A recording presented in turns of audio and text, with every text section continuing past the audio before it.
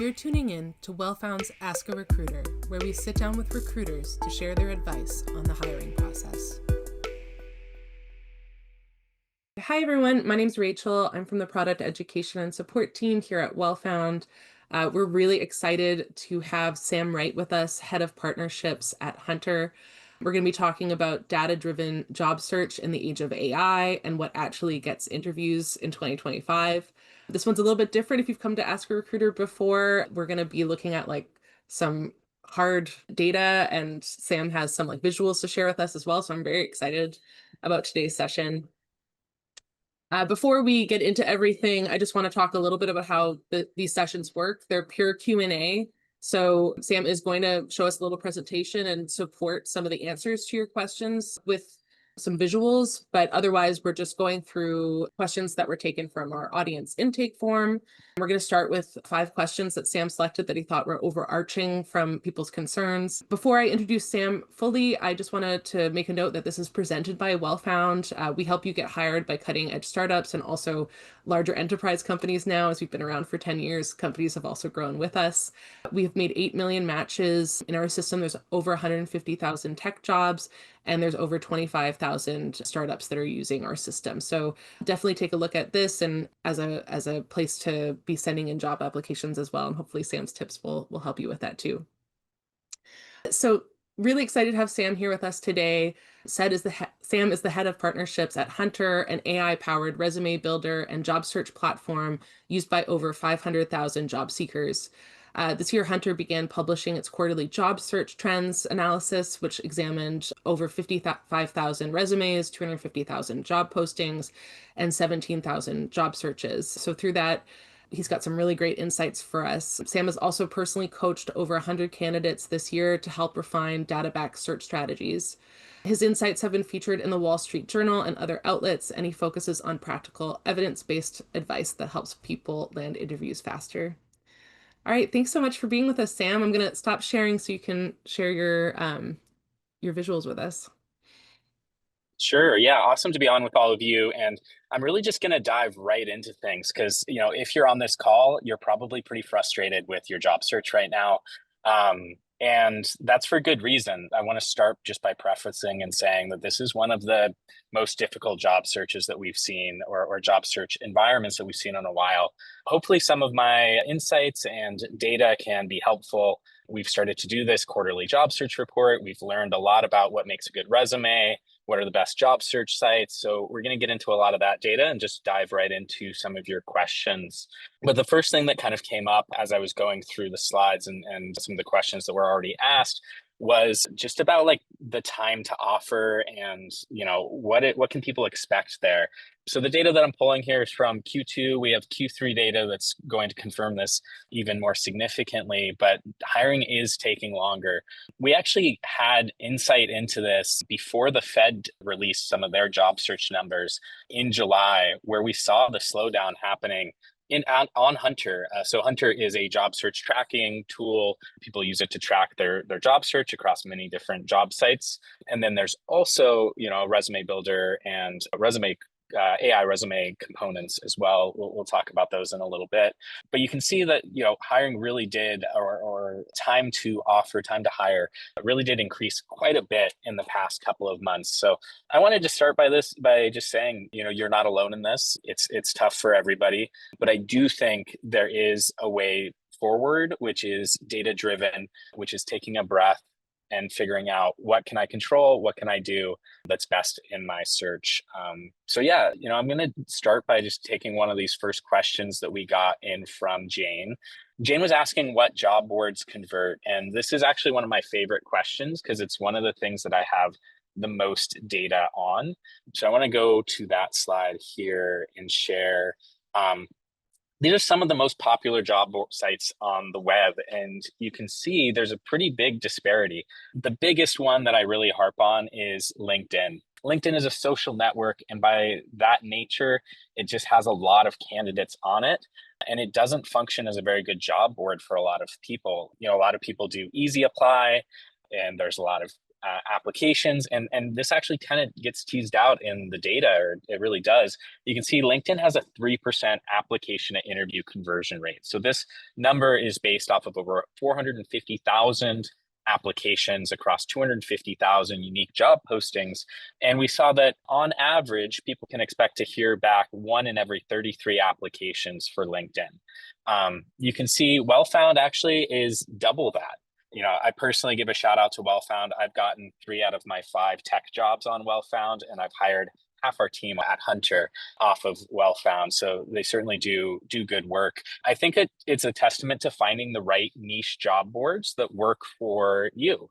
So Well-Found is great for those startup, those tech jobs. There's other ones like governmentjobs.com if you're looking to get into government work. You might be wondering what's going on with google.com. Isn't Google just a search engine? You're right. It's what we think is happening there is Google just directs you directly to the company website. So they're not functioning as an applicant tracking system.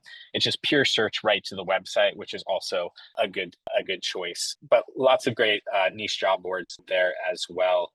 So yeah, that was a great question by Jane, and one of my favorites to answer because we do have a lot of data. You can almost double your interview rate just by going to the right job boards and trying to have a diverse array of options that you are choosing from.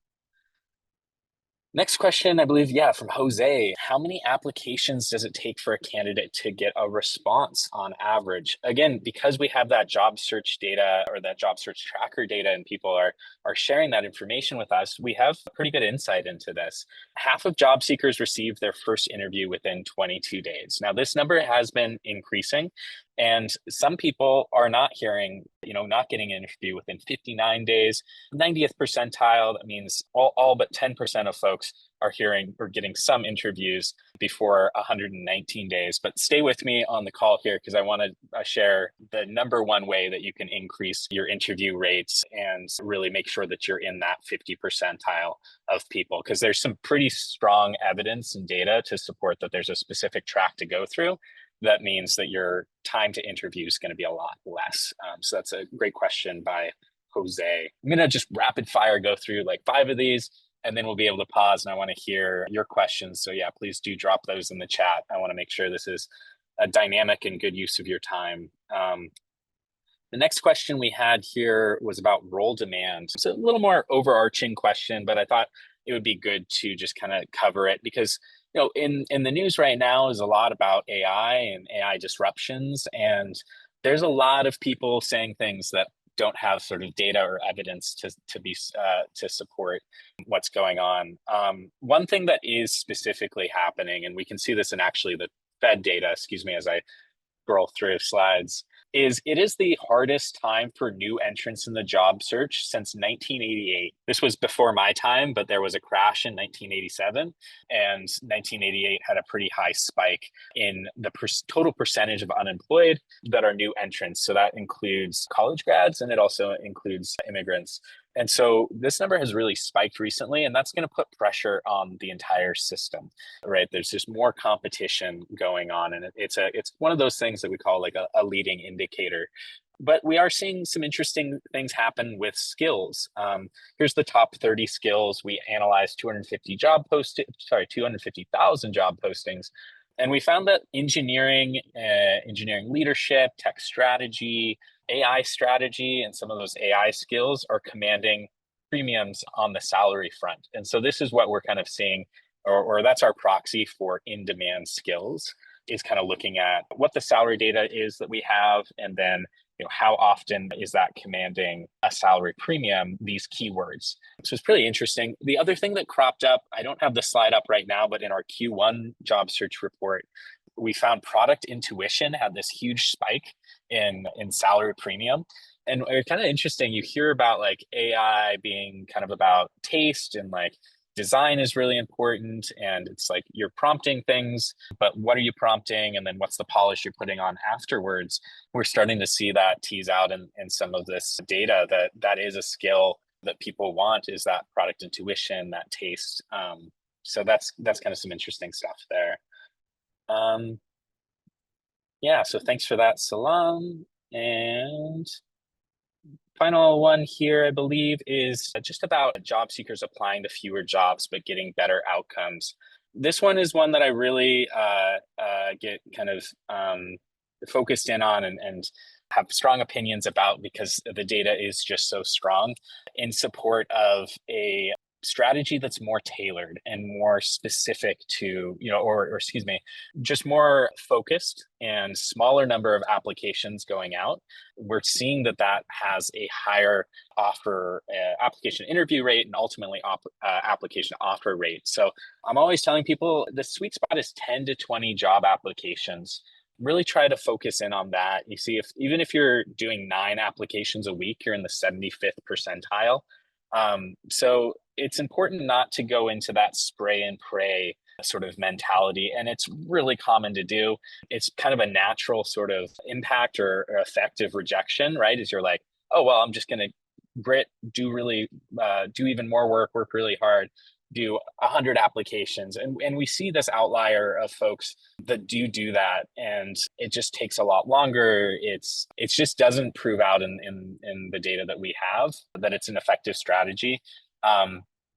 And that's kind of interesting because it's kind of like, yeah, common sense would say, like, try to really focus in on the jobs that you're a really good match for and on job sites that are going to help you be a good candidate and actually have your application seen. So hopefully that's some good data there. And the final question is the most important one, I think, that I can share today.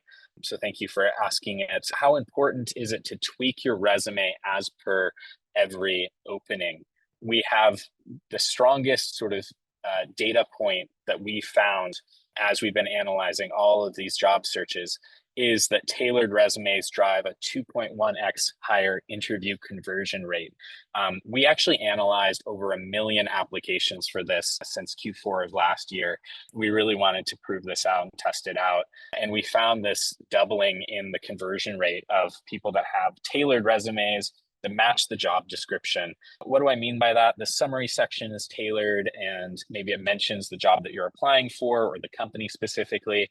And it starts by saying, here's the most impactful thing that I've done in my career as the very first sentence as it relates to the job that I'm applying for. And so you're really just showing those metrics and numbers up front that are relevant to the job description. And then also tailoring the skills section as well.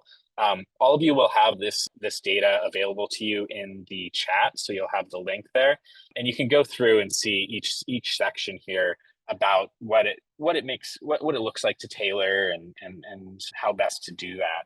But that is the single best piece of advice that I can give you based off of the data that we have available to us, and that's actually informed the product that we've been building here at Huntr to really try to make sure that tailoring a resume to a job description can happen in just a few minutes as opposed to an hour, because we want to make that process a lot more efficient and easier. And actually AI is a good tool to do that with structured resumes and structured data. So yeah, that's kind of the best, the best question I can end on for the top 5 questions that we pulled here. And yeah, I want to pause just to say thank you so much to Rachel and the team for the invitation to join you all today. And I'm happy to take some live questions.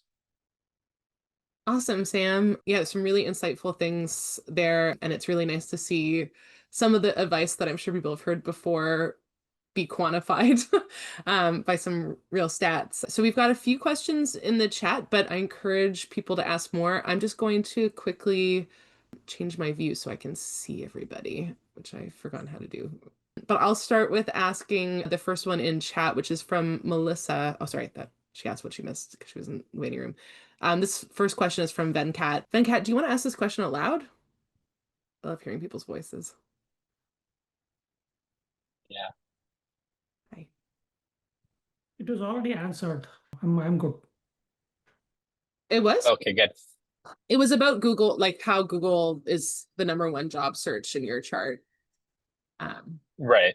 And that's just, direct jobs or applying directly on company websites as being a good option. One thing I will add to that, Venkat, is some people think, oh, I'll go on LinkedIn and then I'll go from LinkedIn to the company webpage and apply there. That's a super common strategy. I just want to raise that everybody is doing that same thing. And my grandpa had an expression, if you follow the crowds, you're going to end up standing in line a lot. And I think that's true with the job search and job applications as well. So that's why I do encourage you, even if you're doing that, I think that's the best strategy for LinkedIn is to go from LinkedIn to the company website, but also go and find those jobs that just aren't being posted on LinkedIn at all, because there are many of them. Wellfound's a good site. Welcome to the Jungle. Even like Indeed and Glassdoor, they're going to be jobs that aren't actually posted on LinkedIn, but could actually increase your chances of getting an interview. So. Yeah, I think that's really good advice. I've heard a few recruiters, or at least read them on LinkedIn posts or what have you, that all of the jobs are posted on LinkedIn. And I'm like, I know that's not true because I'm constantly Right. doing jobs in our platform and not finding them anywhere else. So yeah, don't underestimate doing that for sure. We've got some other questions in the chat. Rebecca, do you want to ask your question out loud? Hi, can you hear me? Yeah, we can hear you. Yeah. Hi. Okay. Hi. Have you seen a difference in performance between resumes optimized for ATS keyword scanning versus visual design resumes for recruiters? Because I've created many resumes and I'm always like, should I use this one? Should I use that one? Like, yeah, I'll get your thoughts on this. Totally. Thanks so much for the question, because I think it's actually a very important one that I didn't cover in our initial rundown there. So this gets into one of my favorite subjects, applicant tracking systems. A lot of people and a lot of influencers, frankly, on like LinkedIn, they kind of treat the applicant tracking system as this nebulous thing that nobody really knows what's going on.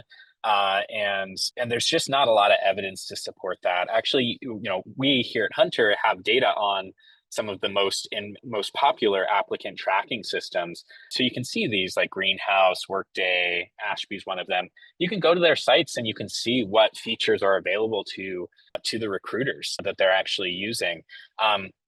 One thing by and large, like AI is probably not screening out your resumes as of now. Workday is having a huge lawsuit. I think it's up to the Supreme Court about AI use, and there was a discrimination lawsuit with age. That's made the whole industry pretty hesitant and about rolling out these features. They want to be very sure that they're doing it correctly and methodically around like automated screening, because there's huge discrimination issues with using AI. The conversation for another part. But in answer to your question about templates, this is like, you're going to find, frankly, a lot of the folks that have been doing resume writing for 20 years, 30 years, they're remembering what applicant tracking systems were 10 years ago, which was actually, it was difficult or challenging technically to parse information on a PDF. So like having a automated system to read through a PDF. And then you heard, and it was true at a time, that you really wanted to have resumes that were very clean and not very artistic or designed. That's just not the case anymore. These applicant tracking systems are in the business of reading your resume and reading the information on it. So they've invested into that, and there are. I was going to look here just for some of a sample of the template that we kind of use or show here at Huntr. But I think, a basic template can go a long ways. What I say is like, you really want to be optimizing actually for yeah, it's not there. Sorry. You want to be optimizing for the human that's actually reviewing and seeing the resume. And a lot of people are trying to cram keywords or it just isn't like, it isn't a beautiful resume. It isn't easy to read.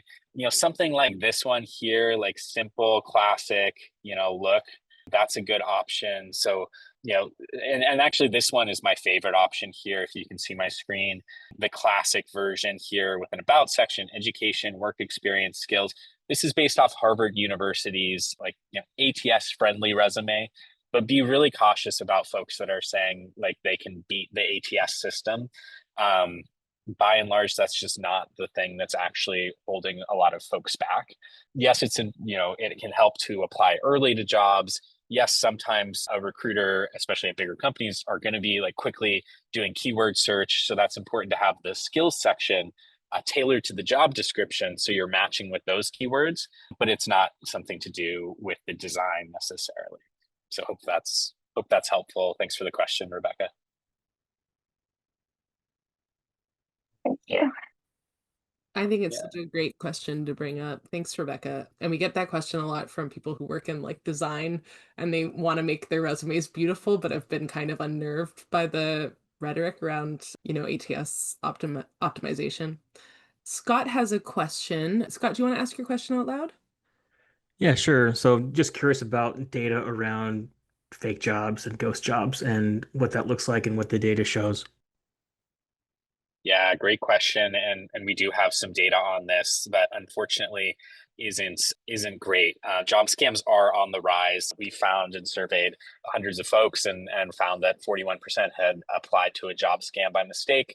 I personally actually I did a little post about this on LinkedIn. Like I'm getting texts about job scams every day, and I'm sure folks that are in the search are seeing that as well. So it's definitely happening. And it's another one where, frankly, I am a little bit harsh on LinkedIn for not doing a better job. And I actually did see recently they're improving the verification side for the recruiters to do like email-based verifications. So not just anybody can post a job.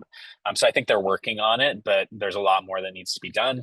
Finding those other job boards, those niche job boards, I think that's also why we see just a better application interview conversion rate across the board. If you have less scam jobs, you're going to have a better application to interview conversion rate.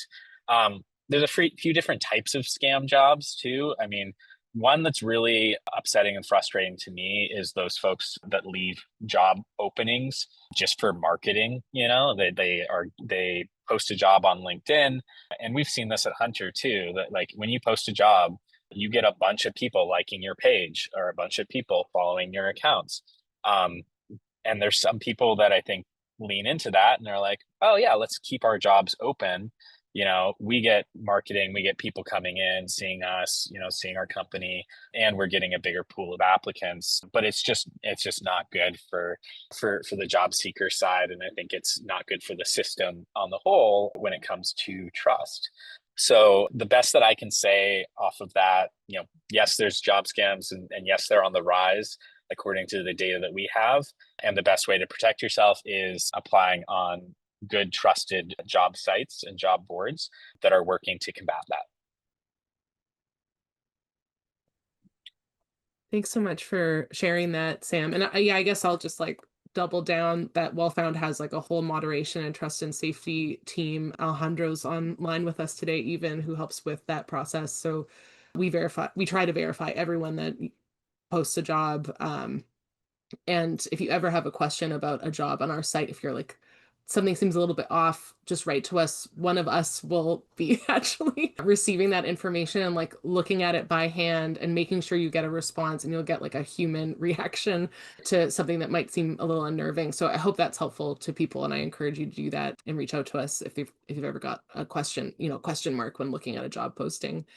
We've got a great question here from Paul. Paul, do you want to ask your question out loud? Sure, Rachel. So, Sam, regarding cover letters, I was wondering, two-part question. So first, for applications that actually request beyond your resume cover letter, is it more likely that you'll land that interview?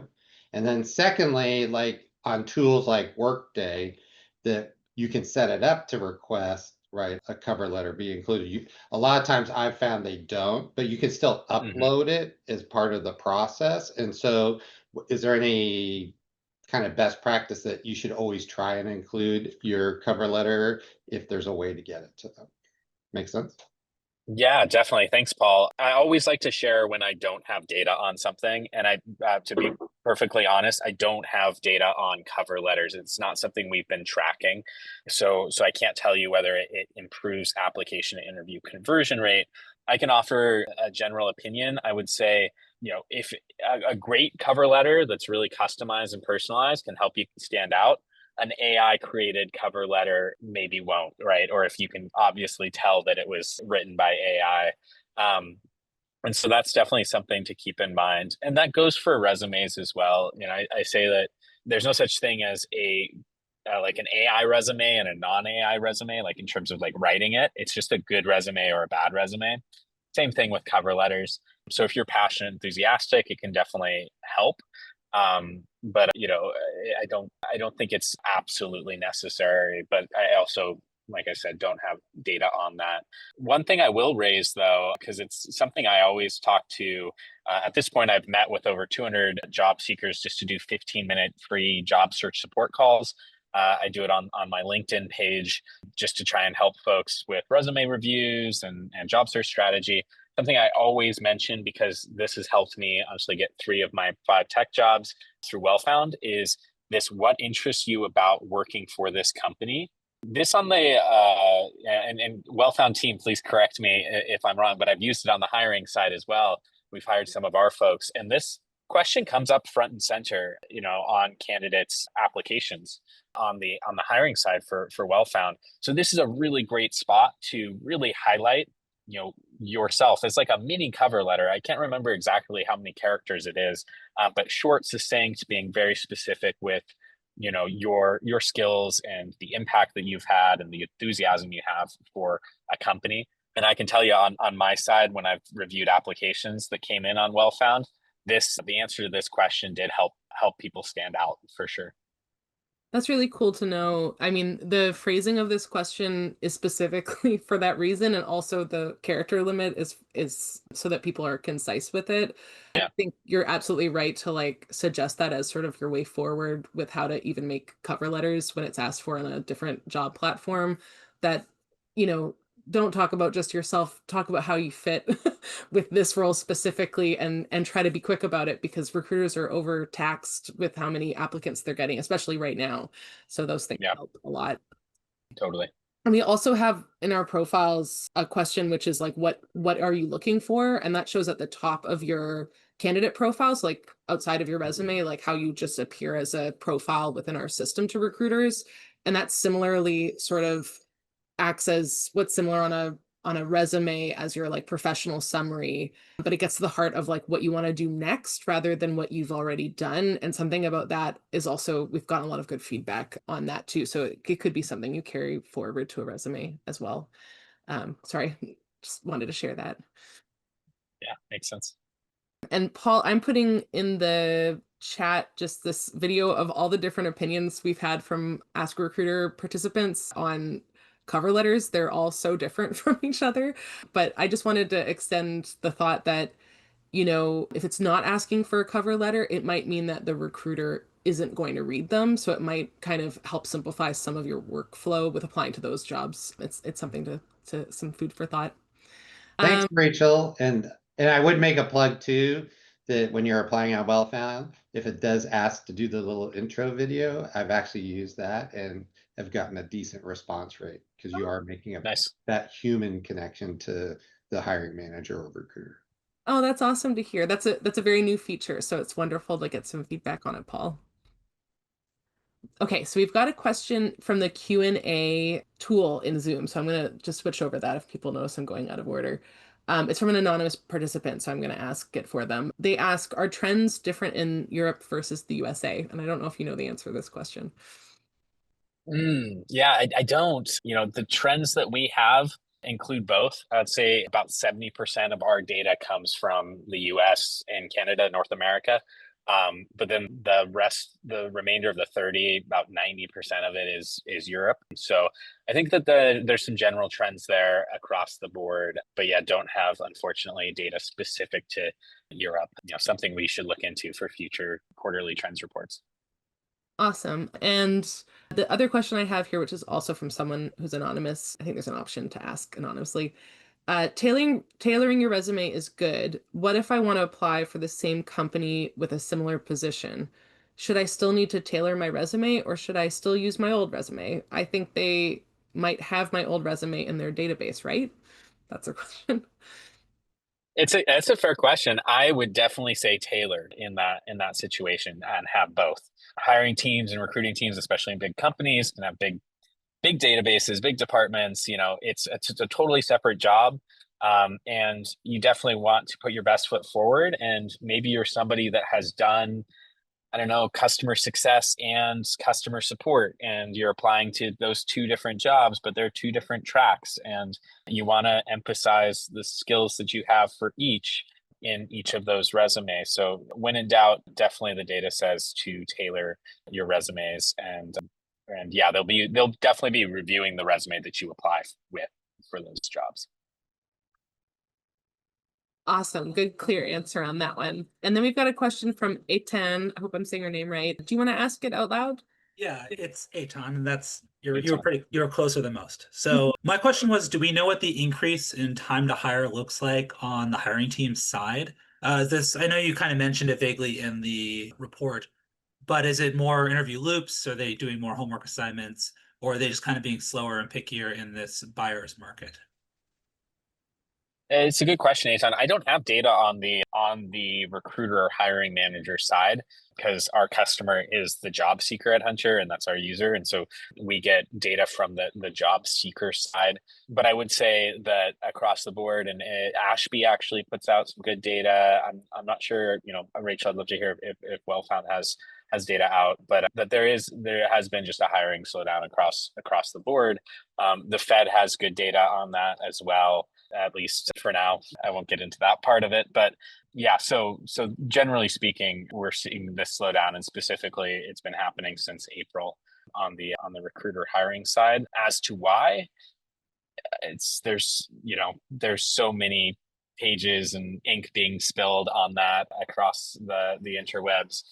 Everybody has an opinion, whether it's changes in tariff policy, whether it's AI, whether it's just standard boom and bust cycles, whether it's just demographics, and we have an aging population that is retiring from the workforce, and jobs are changing. We still see healthcare jobs increasing, and that's definitely a demographic trend. So there's a whole nother at least hour webinar just specifically diving into what it could all be. But specifically in the tech world, we are definitely seeing impacts on computer science majors that are coming out of school, less kind of computer science jobs for entry level, and that's proven out in the Fed data. And that, in my opinion, and the way I see that is definitely AI having some impact there. Whether that continues remains to be seen. Thank you. Thanks. That was a great question. And Maria has kind of a similar question, but maybe you want to extend on that now that we've gotten a little bit of info from Sam already. Maria, do you want to ask your question out loud? Yeah, thank you. Hi, from Latin America. I guess. Well, I follow all the type of news in terms of economics, and I have been reading that the hiring kind of is in a momentum that companies doesn't want to proceed because they are hesitant because of the whole thing with tariffs and everything, and plus AI.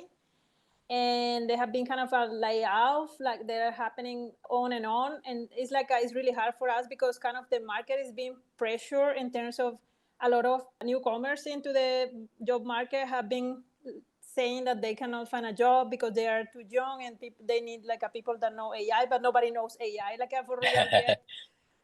So Yeah. maybe any strategy to apply that, because I've been reading a lot, but it still is like I cannot find, I know the pain points, but I don't know how to, work around these.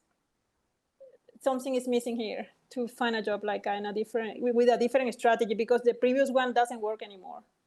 Yeah, I totally hear you, Maria. If I can just ask a quick follow up, what country are you in? I'm curious, and then also like what job, what kind of role is your target role or industry? I am in Colombia. I live in Medellin, and I use sometimes WellFound to find job, but most of the time they have like the US or Europe, and then I try to target remote. So this is my specific area, and I work with data analysis, but my background is in economics. So what I do is understand kind of the whole finance and everything, and then I put it into, okay, you are this company, and I offer more like more broader analysis with data analysis. Yeah, thanks, Maria. I actually lived in Colombia for 2 years near Santa Marta, so that's why I was asking. So good to connect. Yeah, so data analysis is definitely so one thing that you touched on, right? Like I think you're doing things, the best you can. Remote roles are extremely hard to get right now. Because there's also a lot of folks in the US, that had remote roles during COVID, and then a lot of people are being asked to go back to work. For the 200 job seekers that I've met with, about 30% of those folks, they were telling me that they were trying to leave the job that they had because they were looking for remote flexibility. They liked being home with their kids and like all of these things that actually make a lot of sense. I know WellFound is a remote first team. Huntr's a remote first team as well. So we won't get into that, but it is just an extremely hard, to get into. I will say that, and you'll be able to take a look at some of the data that we have. That data analysis is actually on the rise. It is definitely a good way to get into some of these jobs, or it's definitely a skill set that's commanding a higher salary premium, I should say. And so, yeah, take a look at that when you're looking at some of the data that we have. And I would say just tailoring your resume to match the job description, finding niche job boards. And yeah, I'll give a shout out to Laboratoria. It's actually a partner of Huntr's that works in Colombia, specifically with women in data analysis, computer science roles. So maybe check out Laboratoria, and feel free to message me on LinkedIn if that's helpful to connect with their team. So okay, great. Thanks for your question. You have been in Colombia, so you know how is the thing, right? Like I would talk to like a super fast, so I will. Thank you. Yes. Yeah. Thanks. Awesome. I love that specific answer too. Thanks so much, Sam, for sharing that. Yeah. We've got a question here from Nancy. Nancy, do you want to ask out loud? Sure. And thank you for hosting this webinar. It's very helpful. So I have found that I'm hearing from more and more recruiters on LinkedIn the more I do a job search, and I think that I'm open to work listed for recruiters. I don't have it posted for everyone to see. I'm not wanting to do that right now. And I'm wondering if there's any other ways to attract recruiters, either with certain keywords on LinkedIn or any other ways to attract more recruiters, or how they're actually finding me. Yeah, that's a good question. Sorry, just to clarify. So were you mentioning the open for work green badge on LinkedIn? And that was kind of your question of not wanting to put that, but how to be seen? Or? I'm not using the badge for everyone to see because I'm still like in my current role, but I do that. I use the one where you can put it out to recruiters only. But they didn't find me right away. So I'm wondering if they're finding me because I'm applying to other jobs, and then or I don't know exactly how they're finding me, but they seem to be finding me, and they have good jobs that I'm not finding otherwise. Sure. So I'd love to get more of that, because it's always nice when they find you as opposed to the other way around.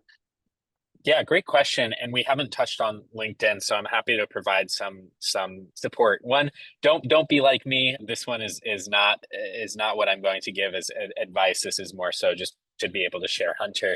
But having the in this section here, in this header, having the job title or the job role that you're specifically looking for in your LinkedIn, you should think of your LinkedIn as, yes, there is an opportunity for recruiters to find you, and that's really, really great. And they may be looking for keywords either here or in your experience section.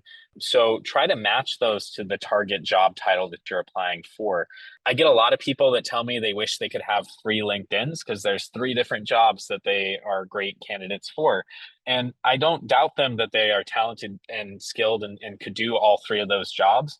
But a recruiter and a hiring manager has a one-track mind, one-track brain of, I have this job to fill and I've got to fill it in a very quick amount of time. So there's a lot of pressure, and they're getting hundreds of applicants. So all of that means that the recruiter is just like really quickly looking through.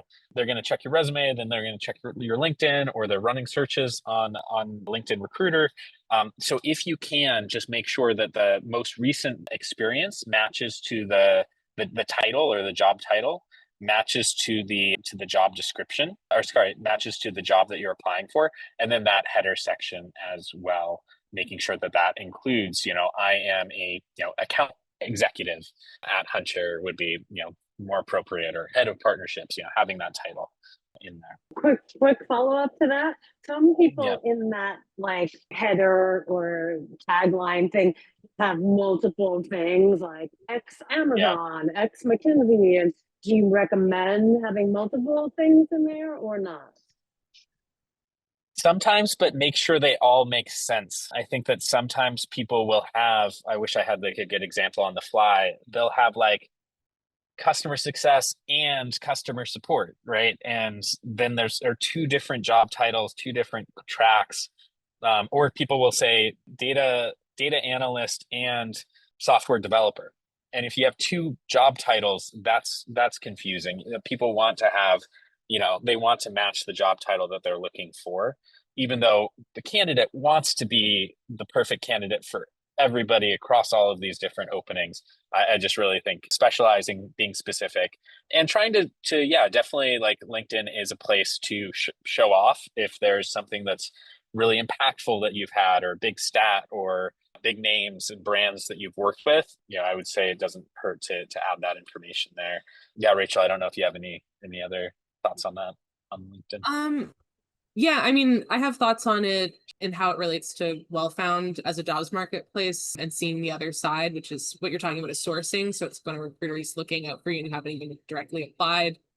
And I think a thing that just a lot of people miss, and it's a really simple one, is just how thoroughly their profile's filled out. I think a lot of people are relying on a resume, which is, as Sam has gone over, like so important to your whole job application process.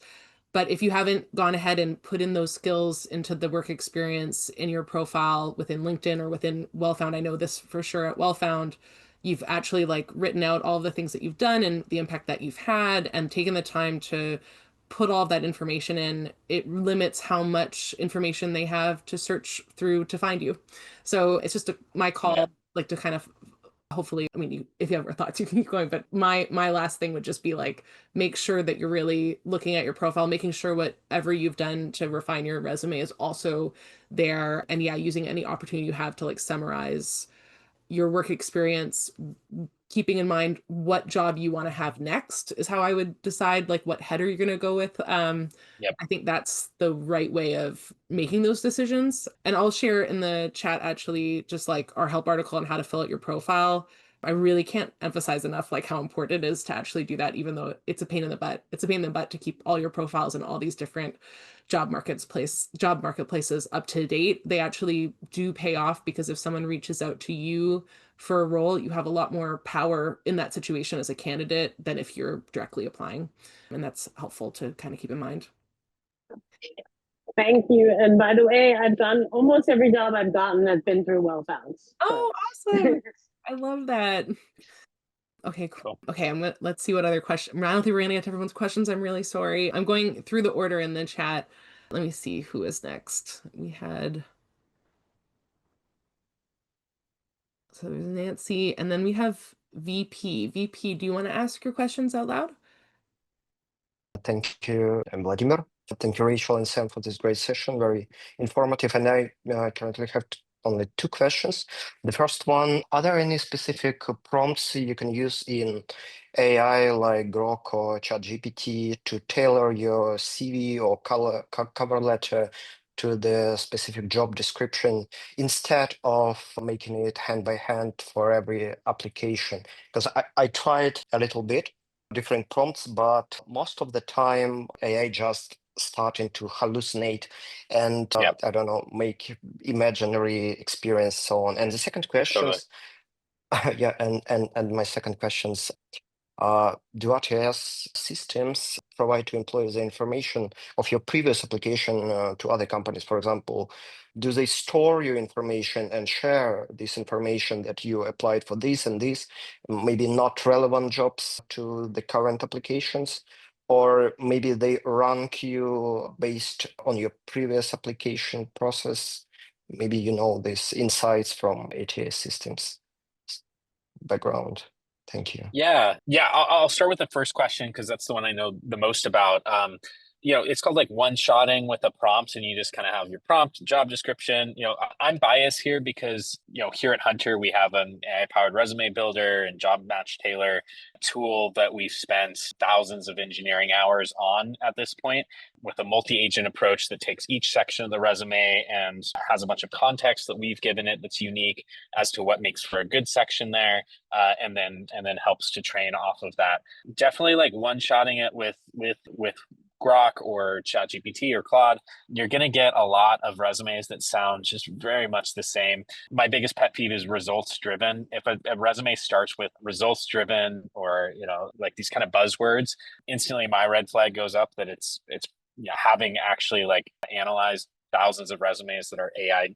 And actually at Huntr, it took us a long time to train the model or to get away from it starting with literally results driven every time. And so, yeah, I would just, my recommendation off of that is to go piece by piece and really try to go sentence by sentence or section by section if you are using those free tools.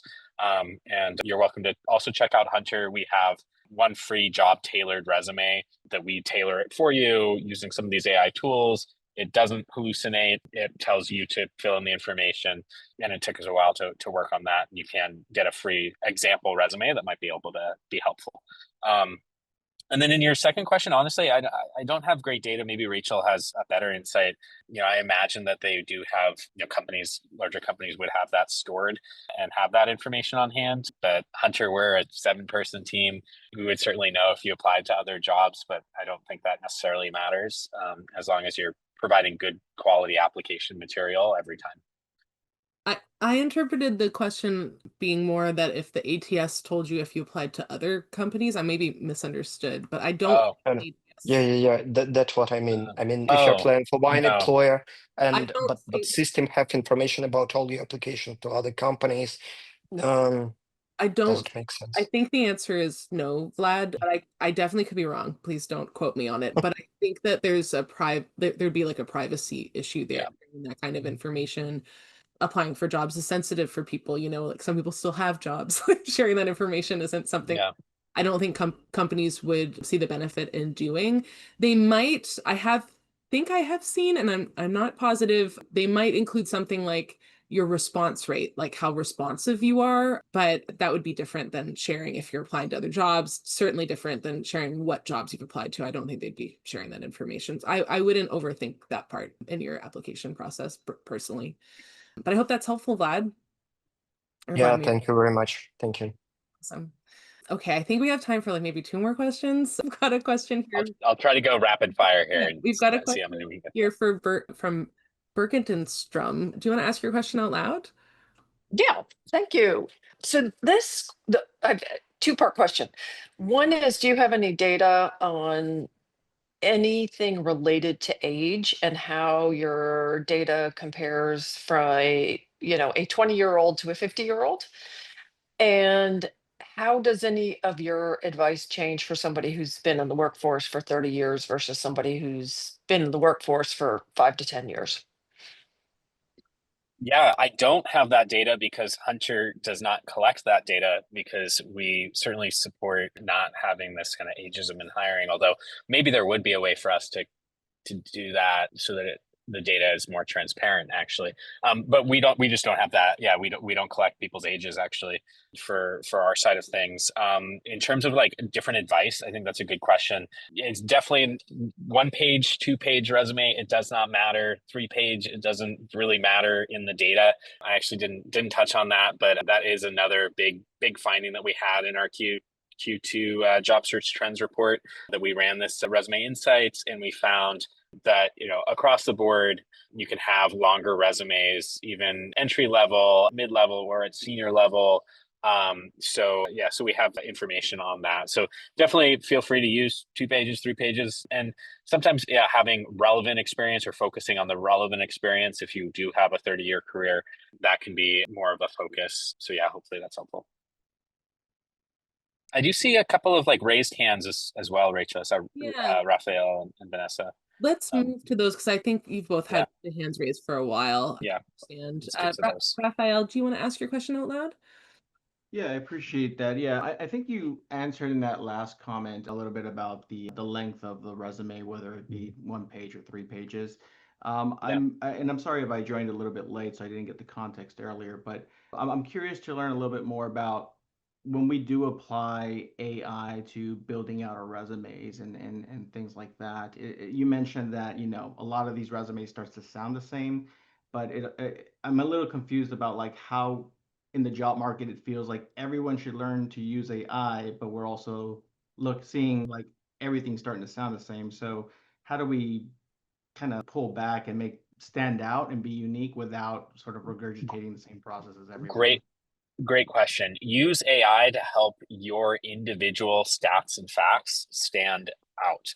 And so, if I wish I had my resume up here, I don't think I have it just as an example, but it's basically saying like, you know, the first sentence, right?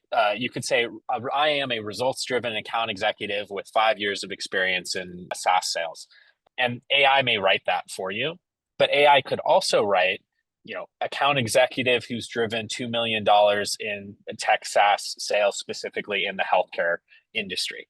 Right. And then that's like, oh, well, that 2 million, that's unique, right? Like, those types of unique facts and stats. And this, I'll leave it at that so we can get to Vanessa's question as well. Feel free to follow up with me on LinkedIn. But basically, just make sure that the unique impact that you have driven is being seen in your resume, and AI can help you to do that. And that's just being really focused with those metrics and stats. Thank you. Yeah. I think Vanessa will probably be our last question. So Vanessa, do you want to question? Thank you. Hi, thanks, Rachel. Hi, thanks. Great insight. I love that Raphael went before me because my question was along those lines of similarities, and we're hearing a lot of recruiters, saying the same thing. But I was going to make a statement as someone that has been in talent acquisition for over 12 years now. What I see is that we in the space, we becoming very, very lazy, and we are not giving the talent because now the job market is infiltrated with talent, right? And then we keep giving them this reason to, to feel despondent and say, oh, your CV is not right. You've got a long CV. You're repeating yourself. But the onus is on us as well because we're looking for great talent. I mean, from my experience working in investment banking, I'll give you an example. I've had, a deal maker who has not been able to put a proper CV together. I looked at his CV. I just took the time to read his CV to just make a sense of it. Yes, we do not have the time. We're going to say that. But if you generally want to pay attention to some profiles, you find that there is there's a diamond in the rough. And when you have conversations with those people, you find out that they actually technically have the experience. They can do the job. And then you also find that people who are able to go into, like, for example, now we have AI, where AI is putting, this, generic CVs to you, and that you want to see that is, tailored nicely. They come to you in the interview, they're not even able to tell your story. So what I wanted to say is, if there are any recruiters here, like sometimes give yourself a chance and maybe just pick up 10, 10 of those CVs and just pay attention, because most people don't have, that ability to just, put a proper CV together. I'm not making excuses for candidate. I think candidates should pay attention to their profile, but I also think from our side, we just need to be a bit lenient and pay more attention to the CV and pick up the phone. Don't be afraid to pick up the phone like, hey, Mr. Raphael, tell me more about this experience that you've put together. That's one thing I wanted to say. And the other thing I wanted to ask on your side is, you've bought this, your company has bought this product. What are you saying to the client? They are saying we have so many jobs. We've had it for 60 days. We've not been able to fill it. There is no such thing. It means that you're probably not, you're not allowing yourself to pay attention to the sort of candidates that are in the market. You're not allowing yourself for the candidate to walk into the door and have a conversation, to start a conversation. I know at my first initial screening, I know when a candidate is useless. Sorry, I don't mean to be rude, but I know when a candidate is a great candidate, that I still need to get this candidate in front of the manager so that they are able to sell themselves. getting into a job, it's a sales and, buying and selling thing. You're interviewing them Sure. as much as they're interviewing you. So you want to, Yeah. prep the candidates. You want to hear them out. But I don't think that is happening enough. We're just hearing a lot of they don't have the Sure. right CV. They're using AI. And then we have this numerous multitudes of people out there not even finding a job. It's kind of frustrating seeing that on LinkedIn. And then they hate us. They hate recruiters like myself who genuinely want to just find you, get you a job, and like, no, you're just like every recruiter. That's not true. How do we change that, guys? That's what Okay. I wanted to ask. Well, Sorry.